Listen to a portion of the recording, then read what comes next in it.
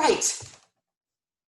So apparently we're live. So welcome everyone to the New Food Conference and to the title of the conference was just disappeared, Local Functional Convenience and the second evolution of high quality protein and food ingredients. Yes, I think that's it. Gertjan, I believe that you're starting. Yep. Yes, so Gertjan Klijnstra from Avebe is going to talk about the gelatin-free sweets and the importance of local ingredients. So gelatin, I know, has been one of the holy grails for plant-based and vegetarian consumers for quite some time. And so far, mostly, they've had to do with pectin. I know that Gertjan is working on cell-based gelatin, but tell me about what you're working on. Yeah, well, let me, you want me to start the presentation or is this? Yes, please. Yeah, okay, there we go.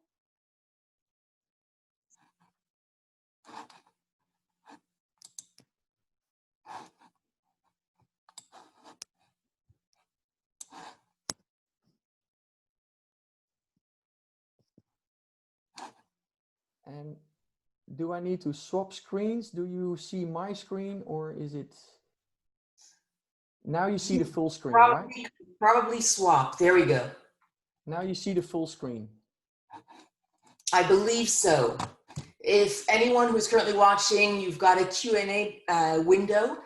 Any questions, any problems? If you notice that some of us have only half a head, please tell us in the Q&A box.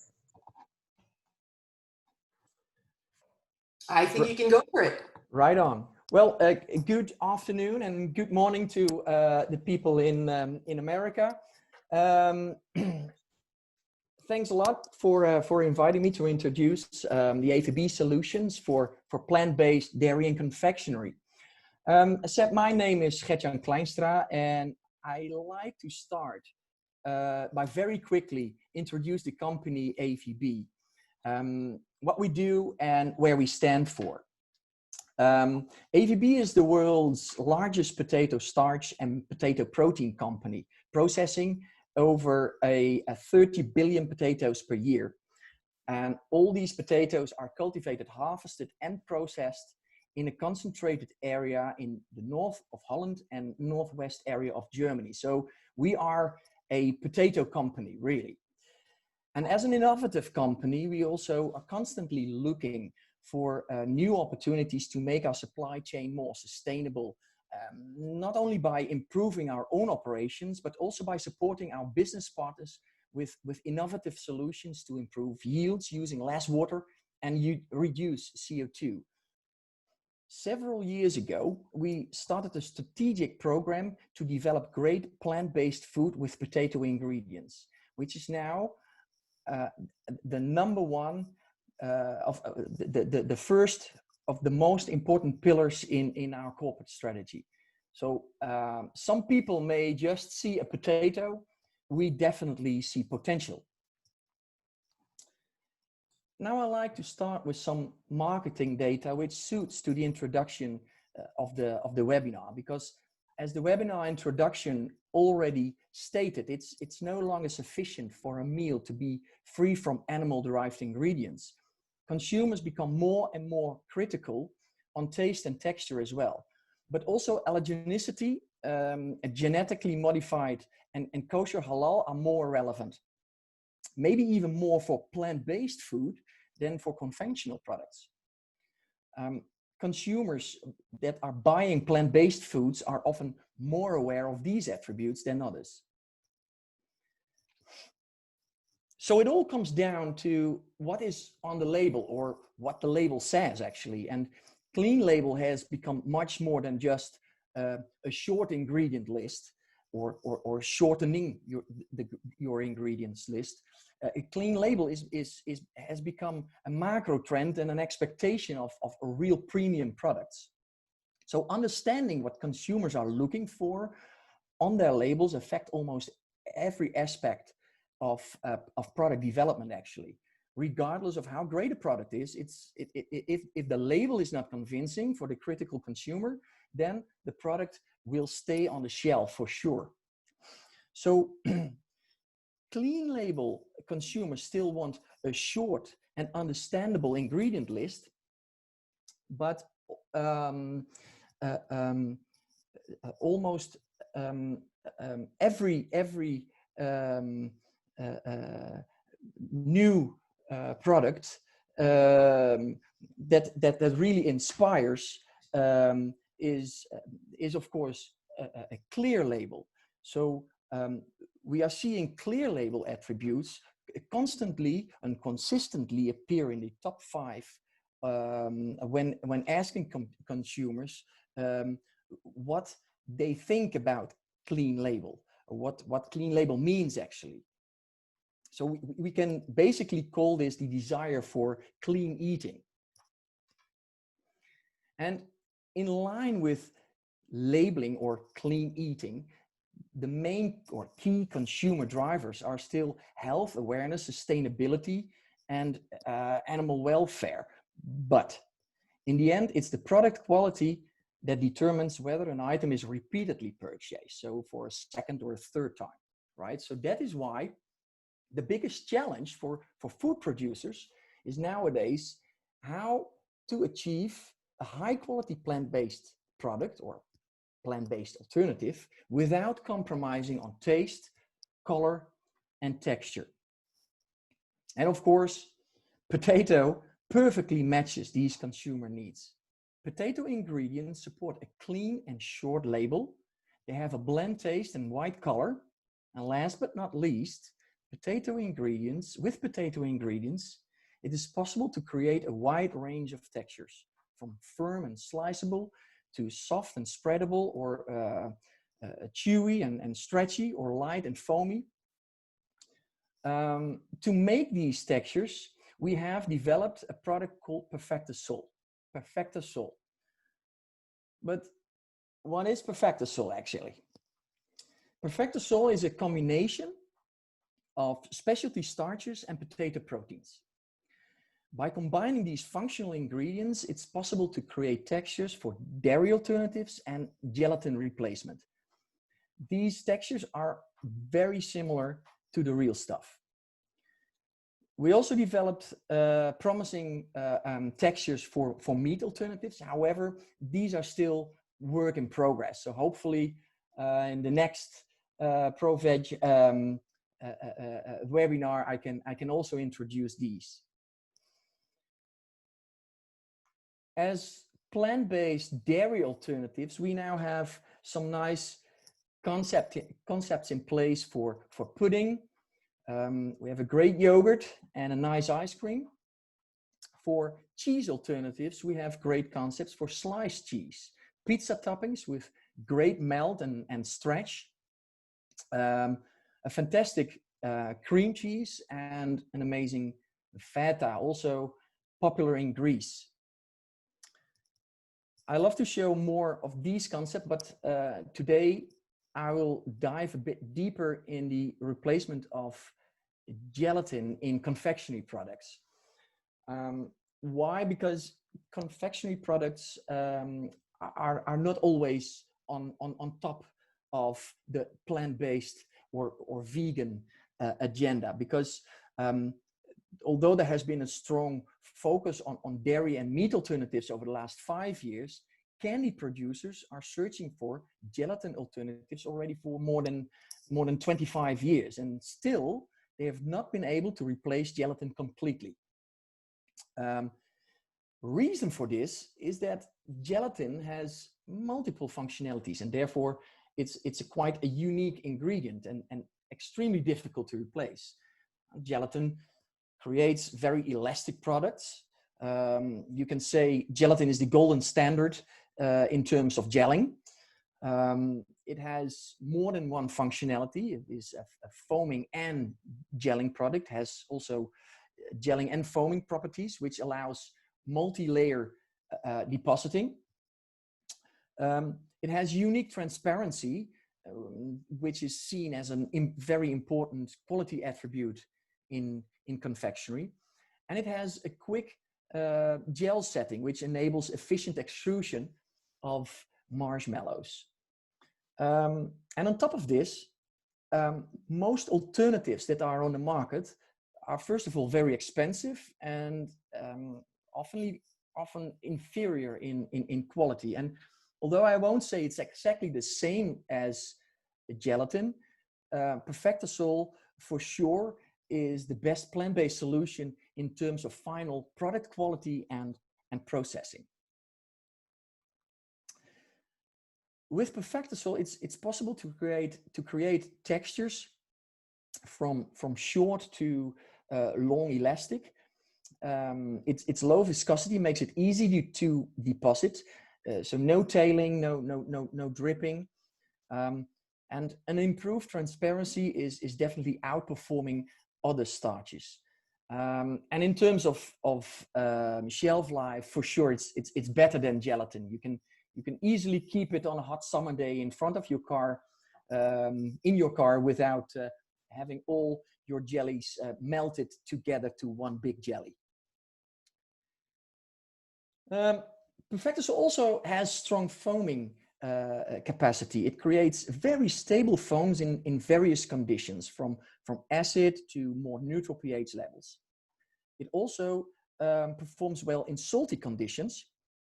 The foam capacity in salty conditions is very significant, and this allows even foamy textures of black licorice, which is, at least it's very popular in the Netherlands, maybe less in other countries, but also in Scandinavian countries, actually. It's very, very popular. And foamed or foaming licorice is something that was not possible before, when only gelatin was available. So a wide range of different densities are possible, from one which is relatively dense still, to 0.2, which is the density that of a marshmallow. So very, very light and fluffy. Since the air bubble distribution, so the air bubble distribution, very small air bubbles, and well divided through the foam, that makes the foam very stable. And foam stability is very important in production environments, of course, where sometimes a process stop makes it necessary to keep a foam batch in, for example, a buffer tank for some time before the process can continue. The density and viscosity should not change during this buffering period. The foam stability of Perfectisol supports a very stable and continuous process and product quality. So also, due to its high foaming capacity, it's also possible to create or aerate the Perfectisol cooked slurry at extreme high soluble solid levels, above about 82 degrees Brix, which allows also extrusion for marshmallows. So when there is no drying step in the process.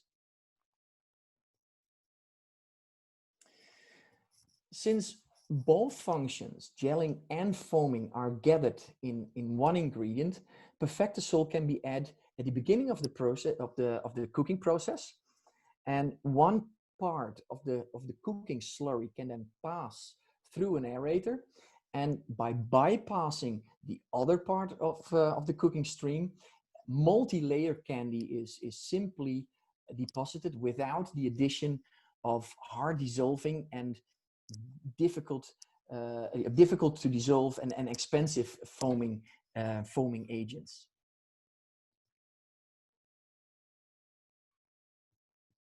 So with Perfectisol, it's now possible to make candy textures without gelatin that were not feasible before. It opened a new area in gelatin-free confectionery and completed the whole plant-based candy texture portfolio.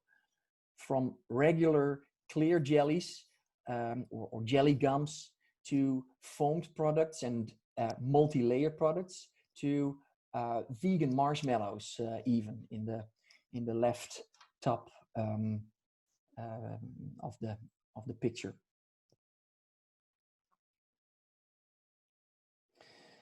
Wrapping up and summarizing the uniqueness of Perfectisol, its clean taste and similar texture to the traditional product are probably the most valuable benefits according to current users. Apart from labeling benefits, the fact that it's so easy to process and its texture versatility is are making Perfectisol such a unique product and also appreciated by existing customers. Please feel free to contact me for more specific application information or recipe guidelines. Thank you very much.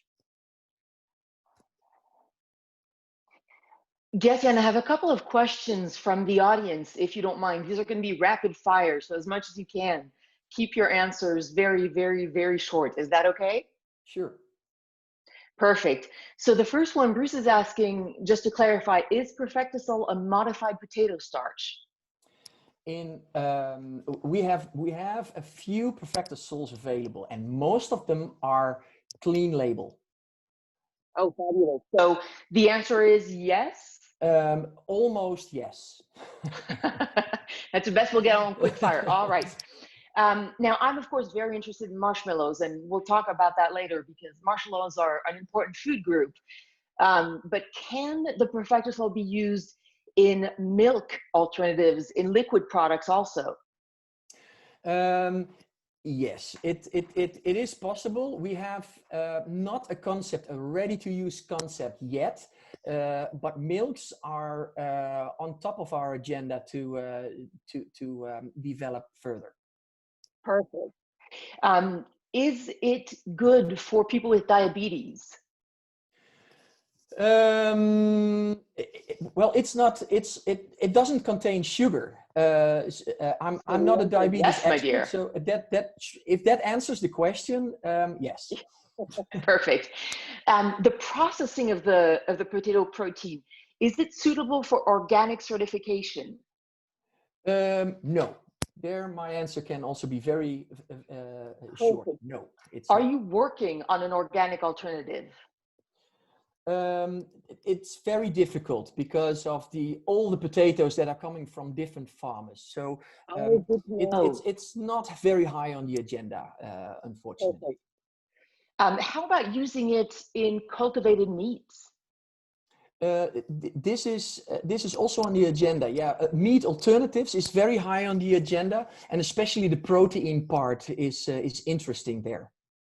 Okay. Well, we have quite a few other questions, so it's going to be a very intense Q&A. Go on. And Gertjan, I'd advise you, if you can, to look at the questions that are rolling in, get your answer prepared, because the final Q&A is going to be a very, very rapid one. Audience, you are fantastic. You're clearly asking a lot of questions and you're very engaged. You are very good people, thank you. And you will get a chance to have your questions answered. Oh, this one is very good. All right, there's one more I have to ask. Is there a specific variety of potato that's being used? Or can any potato work? No, we use processed potatoes. So these potatoes have higher starch and protein content than normal consumption potatoes. Okay, good to know. All right, well, with that, we are going to move on to Alexander Smerz, Dr. Smerz, who is our one and only real scientist on the panel at the moment. But Gertjan will be preparing his answers to your questions, and thanks again for asking them. This is a fabulous audience. All right, Alexander, can you put yourself full screen? Fabulous.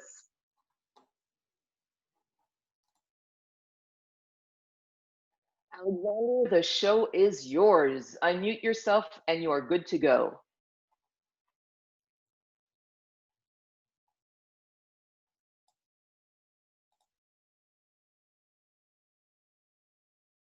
So here we go. all of a sudden the unmuting left moved from down left to upper right, and I couldn't find it. Anyway, so let me just put that on in the right mode. Here we go. So not losing much time, jumping into the topic. And I think some of what we have been hearing before by Gertjan is already displayed also on my chart. So if we see, or if we look into the major three aspects which are driving us these days, if we talk plant-based evolution of food, I think there's one thing which is the climate debate. Then we have for sure the efficacy from field to fork, which is put into a lot of discussions on where are we and how does it work out, especially comparing it to food chains which involve animals. So big debate, we say by logic it must be more efficient. And last but not least, also the call of healthier products by consumers is very clearly hinting into the same direction. So if you look into those of you who know Döhler will know a little bit of what we do so far, and you will recognize that there's a lot of different bases which we are transferring into solutions, into pastes, into liquids, into plant-based proteins, which then serve ourselves to get together with customers into great solutions, from drinks to bakery, confectionery products, desserts, and majorly the dairy alternative world, beverages, and also a little bit into cheese. So if we are looking into that world, and if we just recall back on what I just said, aspect 3 was getting health into the world of plant-based dairy, then many of the products are directly attacked by for sure the established industry, which will tell you, if you look here in the comparison between cow's milk and just an oat reference drink, that there are a few things where the existing products are not as good as the original animal-based product is. And certainly, I think that is the first challenge which we have to meet. We have to think on, well, how can we get for those people who want to have it at the same level, how can we do that? And there's something which we try to come up with, which is we would call it a Nutrimil. Well, maybe not the most creative term, but nevertheless for us, it serves the purpose of, in the end, getting to a internally understood way of getting from the classical nutritional profile into something which is improved. And now if you just look into on the right side of the small table here, the nutritional values of the Nutrimil, a few arrows point you directly in which direction we can move the classical type, which I had on the chart prior to that, into a much more nutritional direction regarding proteins, regarding also the fat and the type of fat, but also certainly the calcium, iodine, and vitamins. Is everything already plant-based? So if you look into the larger part above the green small picture, you will see for sure we work with proteins to bring the protein content up, with soy, with beans, with pea. Also looking at PDCAS, which is always a very important measure for improving not only the content, but also value.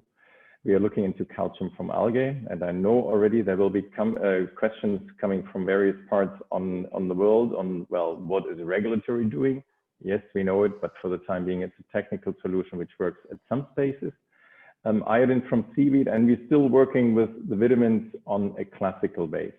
So that means those are added from the sources which are available as of today.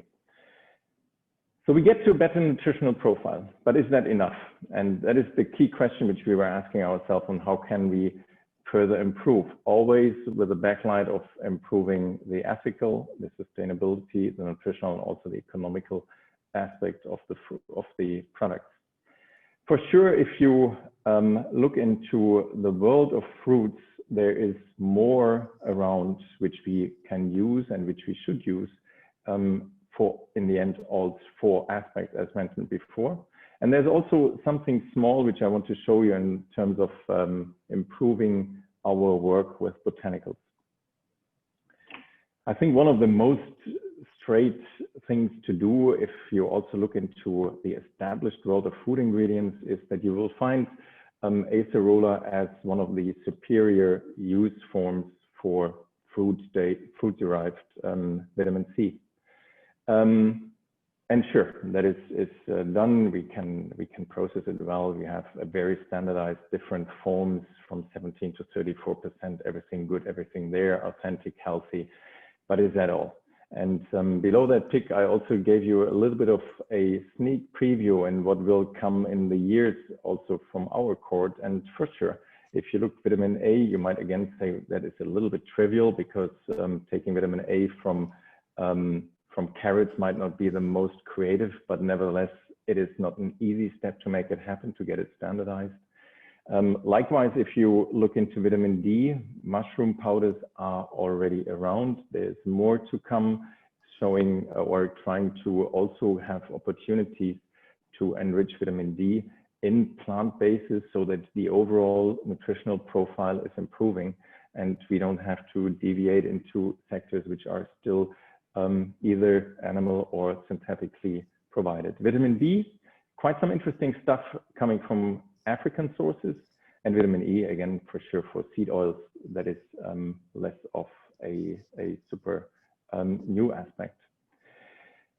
The second thing, which I also wanted to quickly look into, is the fruits which are maybe not so new and not so established over here. And one of the most exciting fruits which we find these days, even though it is a tree which is not new at all, which is growing also for a very long time, and once it is growing, it is growing for quite a long period, is baobab. And what is so special about baobab? First of all, it's a super interesting fruit. It is one of the rare fruits which is actually drying on the tree before it is harvested. And the fruit, usually we would say the fruit flesh, which in this case is not right because it's so dry, is actually containing a lot of vitamin C on the one hand and also getting into very high fibers.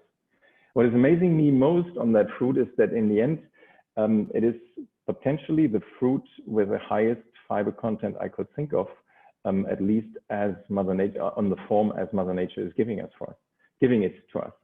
And also, if you look into what it does, you see quite some indications. You see stuff which you can derive from the content of the fruit, but certainly you can also see some stuff which is scientifically proven, and there is actually more to come. So one of the super interesting fruits in our opinion, and something which we are starting also to see now to grow in the plant-based business. You find already a lot of toppings, a lot of dry fruit material for use either as beverages, but definitely not yet on a scale where this fruit can be and should be. Also, if you look a little further, and one of the things which we quite like also within the context of plant-based is writing sustainability stories. And that is something where we are actually looking back from the tree, from the people who are harvesting the tree, where we can empower rural African families, where later on in the processing, we are making sure that also women work is fostered. And so an interesting overall story, which not only by science, but also by the logic behind on the more marketing related aspect can be quite interesting. Leaving fruit and talking a little bit more on extracts. And if we talk extracts, I think, or botanicals, first of all, sorry, botanicals, everybody will think extract, as I also did, as you realize. And if you look in the making of extract, this is maybe not the most sustainable and economically friendly way you could think of. You're using solvents, we are adding water, we are removing it. So the big question is on how can we use the health as Mother Nature is giving us to us in a friendlier way. And that is where we in the end came up with a superfine powder, which is of 100% natural botanical, there's natural origin, there's nothing added to the powder. It's in the end, the question is on the technology, on how to get to the form. Certainly, if you have it, you also have to make sure that you microbiologically sanitize it in a well way. That is something where we invested a lot of time to make that happen. And most important, I think, is that in the end, the powder you have is the plant's constituents in the most evolutionary and natural composition you could think of. And just to reinforce what I said before, this is the small picture on the advantages as we see them. So the material, for sure, extract versus optifine powders, then carriers, are they in or out? Then certainly for carbon footprint, which is related to the energy you need to make them. And also last but not least, very important, the two aspects, solubility, which is the technical aspect, and the commercial aspect on the cost. And you see this should be something which is in the end, a very interesting and more time relevant product to be used than the classical form of extracts in various applications. I'm not saying that they are not useful and they should be replaced overall, but I think for a relevant part of the market, this can be done. So to summarize very quickly on what we believe are, and now we get to the content back, the second evolution of plant-based products. We have a base for the first wave, of making plant bases used in especially dairy related products, with everything we're having from the coconut, almond, rice, oats, and various pulses. And now we are getting into the next second evolutionary phase with a lot of different products, and that is what I always say is the core of how we are trying to treat it. It should be natural by origin, it should be minimal processed, it should for sure not use too much energy to make it happen. It should, if at all and possible, be available in a way where we can also support communities which need the support. And that is where we are heading. That is, in a nutshell, how we are also planning to bring new ideas to life. And I think, and that is also reflecting back into Gertjan's opening, the people, and that is not a statement from us, but I liked it so much that I have to reuse it. People will eat food that is good for them and the planet if it delights their senses. And that is exactly what Gertjan said before, making it happen on the value chain, on the technical side, and must always make sure that the taste is as great as it could be. Good, that is the small, quick intro. Now I'm happy to see questions. So this is going to be very hard for you, Alexander, because I'm going to ask you to give imperfect answers, meaning you can't be a scientist in these answers. You're going to have to give me a short, which will necessarily be slightly incorrect answer. I know this is going to be hard, so brace yourself. What's the origin of the B12 vitamin in Nutrimil? That is still synthetic. Answer. Good boy. All right. Is the algae calcium soluble in plant-based milks? Fair enough to make it happen into a milky environment. So the answer is possibly yes? It is a yes. Excellent. It is usable, but not soluble in the chemical sense of solution. And there he goes. All right. Are the vitamin D and D3 vegan? Yes. Brilliant. But now, it's D2 and not D3. I have to correct on that one. Okay, so vitamin D2 and D3. Mm-hmm. Well, D2, but so anything which is coming from from mushroom is D2, not D3. All right. Now, a question about chickpea. Just a quick answer. Is it particularly a valuable protein source? Will you be able to offer chickpea powder? Good question. Yes, we are doing already. And it is also technically very interesting protein source. So the answer is on both questions, yes. Excellent. I have a personal question, which is, if you can answer, how would this play a role in cell-based and especially microflora precision fermentation techniques? Say the beginning again, please. Okay. How could this play a role in cell-based products as well as precision fermentation / microflora products? Well, I mean, in the end, you need bases. You need something to digest for all those microbes to make it happen. So anything which we are bringing in terms of mere bases from nature is always important, because otherwise you don't have a base. Yeah.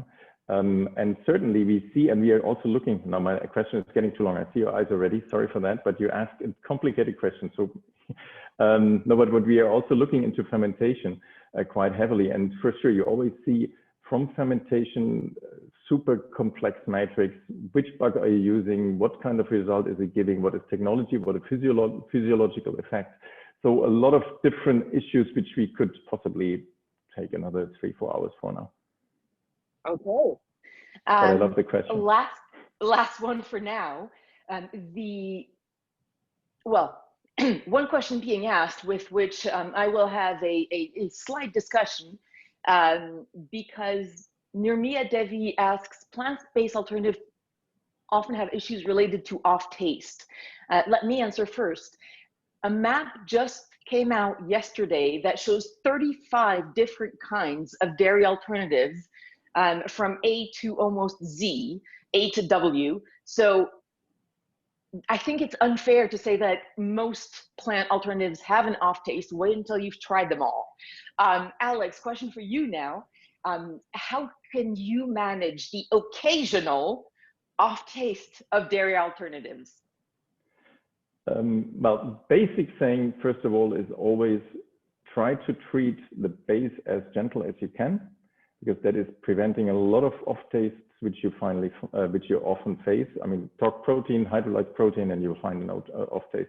And anything which is heat, anything which is acid, is first of all not great for the taste quality of the product. It might have other advantages. That is one thing.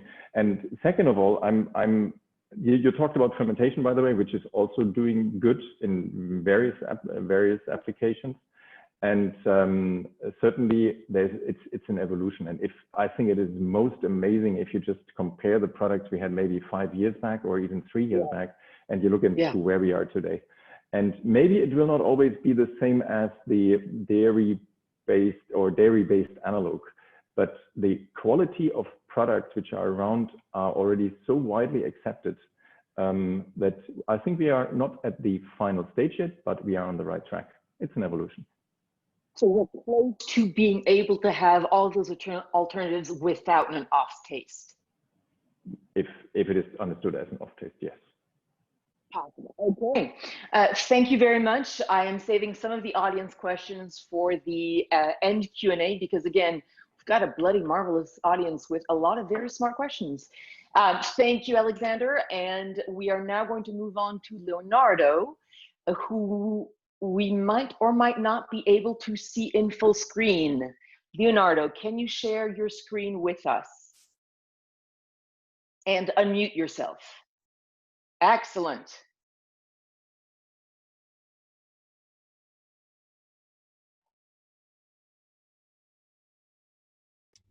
Sorry, I had to unmute myself first, right?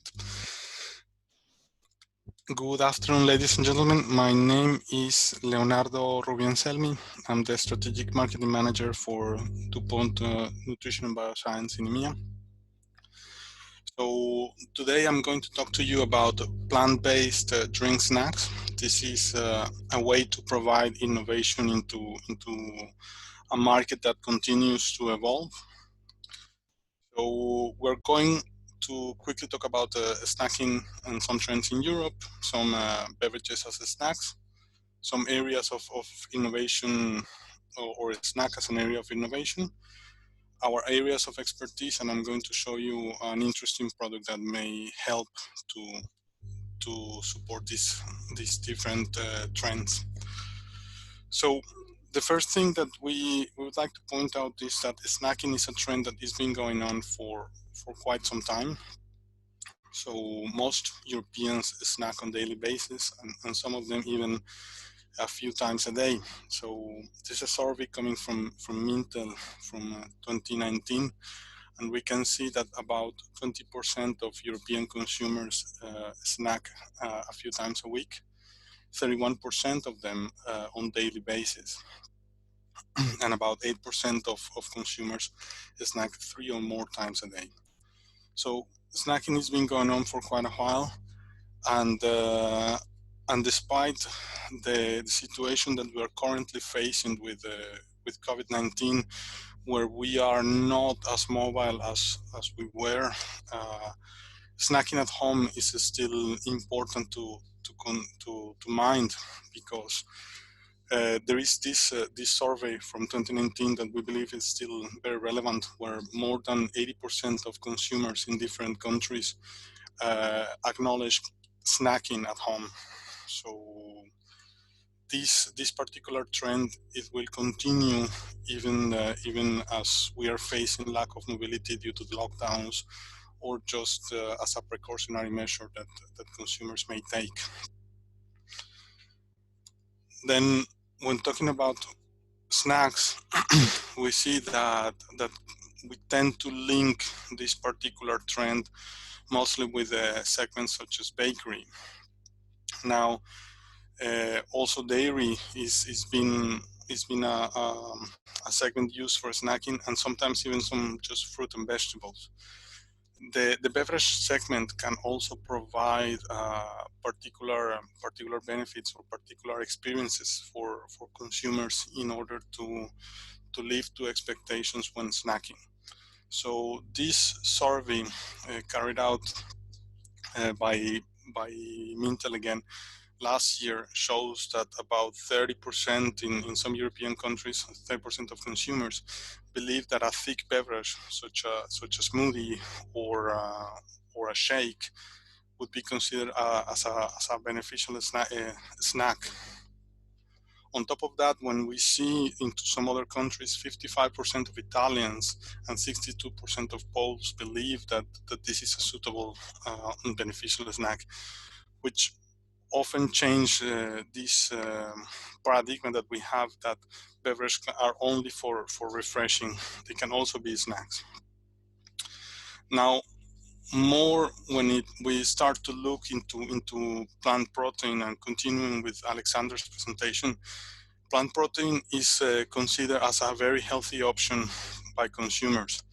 So when we look into the perception of plant proteins, we see that most consumers, and this is a survey that is still relevant, believe that it can be as nutritious as plant or animal-based proteins. And following Alexander's presentation, we can see that we can achieve a PDCAS of 1 also using plant-based.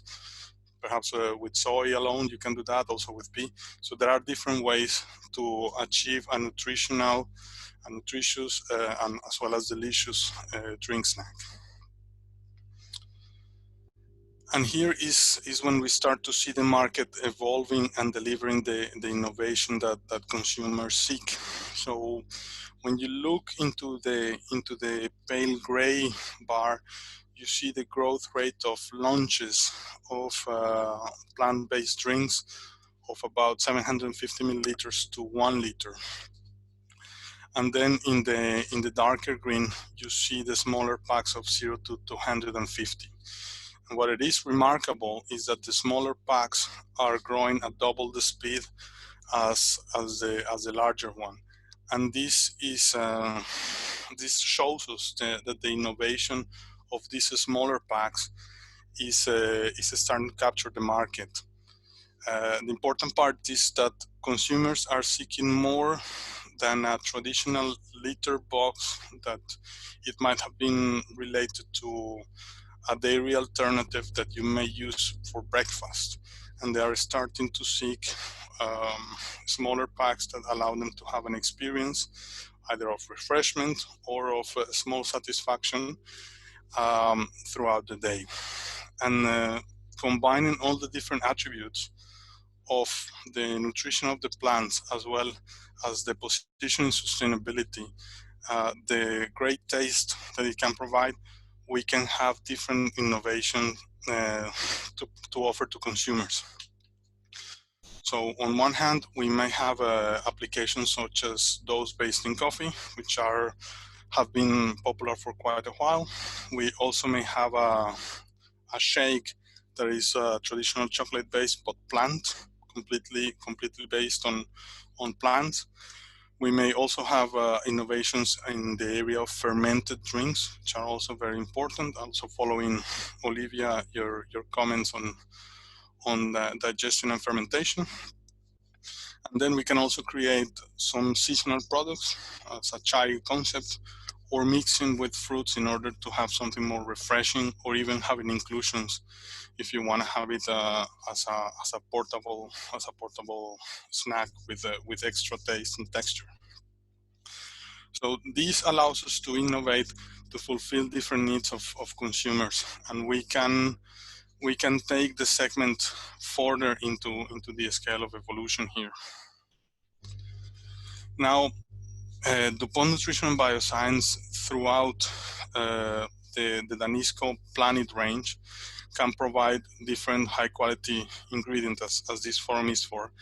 So on one hand, we can provide the technical know-how that our application team can support with. Also sensory, as well as market and consumer insights. And from the solution angle, we have material optimization through enzymes. We can also help in the area of fermentation with the sardicultures, then food protection with protective cultures and antioxidants. And then we can help in the areas of stabilization with hydrocolloids and emulsifiers, on enrichment with soy and pea proteins, probiotics, fibers and prebiotics, and even creating systems for your convenience, combining different solutions. But today, for this forum, we would like to talk about protective cultures. And we're going to give you a small insight in this particular field. Now, plant-based is a lot about health, but it's also about sustainability.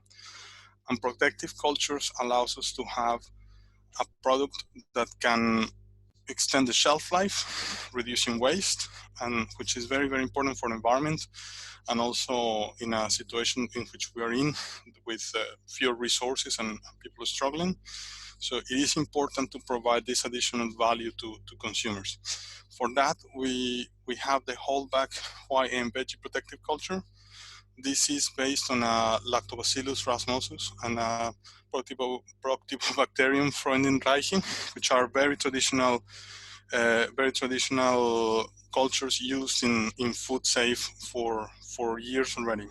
And by using this product, you can also have a clear and friendly declaration in your packaging, but also will allow you to have a reduction of the development of mold, protective the quality and image of your brand. On top of that, will provide a good sensory experience to consumer, which is all, again, following with my colleague of Döhler was explaining before. And then you will have a vegan declaration according to the standard of your country, which is particularly important, and will not provide any changes in your processing. So basically what it does is extending your shelf life while keeping the conditions in which you process, as well as supporting you to have a proper and delicious experience for the consumer throughout a longer period of time. So I would be more than happy to take your questions if there are. There are two excellent ones, actually. One of which is, are there any processing issues or any particular technical reasons why gelatin is used instead of alternatives like fruit pectin? And again, this is rapid fire, so try to give me as short answers as possible, even if they are slightly imperfect. Well, there are, and from the technical point of view, and I'm not a technical guy, I have to say, the vegan gelatin that we have, for instance, it allows you to have a better stabilization due to the processing and the pH of the final application. So it's a stabilization issue. Yes. Gotcha. And then another really good question, which is, are there any issues similar to milk curdling that happen in plant-based milk? Which I think, correct me, but I think it's a question of protein flocculation. Is that correct? Yes, it would be that. And as I said, I'm not a technical guy, but once you have for instance, the drop of the pH, this is normally when you start to have these issues. I wouldn't expect to see that in plant-based drinks. So the answer would be no. No, as far as I know, but Okay. I'm not technical. What prebiotic fibers does DuPont have? Well, we have the lightest, which is a polydextrose, is quite soluble. These, when you have a sufficient amount, you can have it helps you to smooth your digestion, because what it does is feeding the bacteria that you have in your gut. So it helps you to regulate it. Okay. Last quick fire. I was fascinated by the country differences in the EU. So if you look at the acceptability of animal products versus plant products in France versus Italy, for example, I was raised in France. We invented foie gras. So obviously transitioning to plant protein is going to take a miniature revolution. But even in looking at Germany versus Poland in the understanding of smoothies, were you surprised by any of these EU country differences? Yeah, when it comes to the acceptability of plant-based, you see that there is a strong division between what it is France and what it is Germany, because these tend to be more stronger dairy countries. So you have a more conservative, conservative consumer, particularly and since you are part French, as you said. You may know that when you go to France to a supermarket, the yogurt aisle is, for instance, double the size as what you may have in the UK. Yes. So yes, but also this is something that, sorry, when I moved to the US, it was still Danone making the yogurts, but they genuinely had to, crapify the yogurt for the US market. I was genuinely shocked. Clearly Americans, half American here, have zero taste whatsoever. All right, we're going to move into general Q&A because we only have a couple minutes left, but a really good question just came in, which is, Alex, this one is for you. Is Döhler adding any ingredients to improve the flavor profile, as consumers don't like the flavor-specific pulp proteins? And you're going to get a couple of seconds to answer that one, because someone has just asked what crapify is. Sorry, I just made the word up. It means make it more crap, i.e. make it terrible. Alexander, if you can unmute yourself, plant-based protein powders, are you adding any ingredients to improve the flavor profile? We are doing that, but we always have, perfect. We have two options. So you can either do the original one, and there is what we do. That's where we are continuously trying to improve the process, because what we always believe is if you have the best raw material, right process, should give a good product. But if we are not yet there, we are also working with specific flavors to certainly circumvent what was called off flavors before, anything which is not so pleasant. So that would be a yes. Didn't I say yes? Okay. All right, guys. If you can take a couple of seconds before we close for any very, very short, quick fire closing remarks, anything that you want to say you haven't said yes, before I tell everyone that the New Food Conference is going to happen next year, April 28th and 29th in Berlin, and Döhler, DuPont, Avebe will all be there. And for more information, you can go to newfoodconference.com. That's newfoodconference.com. And all three of you, if you can unmute yourself and show us your very pretty faces. Gertjan, Alexander, Leonardo, you all have a few seconds to give us closing statements. Which one wants to start? Raise your hand. If one of you do, I'm gonna. Oh, Gertjan, perfect. There you go. You got 30 seconds to a minute. Okay, that's more than enough. Well, first of all, I'd like to thank you all for the interesting questions I got. I hope I answered most of them. Please feel free to connect with me if you have any other questions, so we can dive more into detail. Not only with respect to confectionery, but also the dairy alternatives we have. I'm very happy to help Email. you further. Email. Can you spell out? Yeah.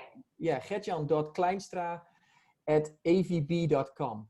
Okay, It's and for those of us who aren't Dutch, can you spell your first name? Gertjan Attaboy. .KLIJNSTRA. Okay,